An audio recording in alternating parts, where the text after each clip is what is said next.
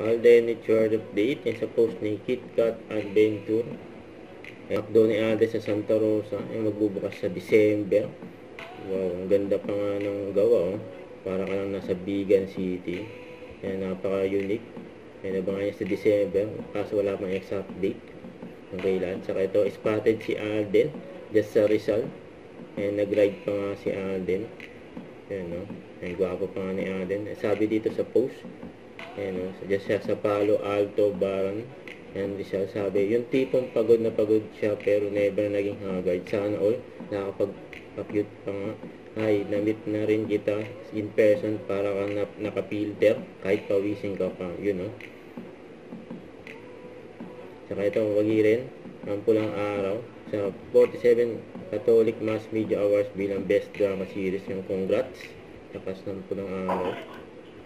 Ito pa si Daddy Bay, IG story niya. Tara laro, nagalit nanay ko, ang ingay daw. Nag-pickle ball pa nga dyan sa bahay nila. Sa Santa Rosa, yan, no? Yan, nag-practice dyan sa bahay, oh. Pickle ball. May sporty, ang family porters, oh. Sa ito, sa IG story ni Risa, sa niya, pwede na uli makagat ni Bailey. Yan, nangangat pala si Bailey. Yan, si Risa, oh.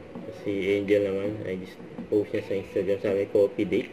Iba talaga ang line porters, oh, no? Yung mga ganda at gwapo.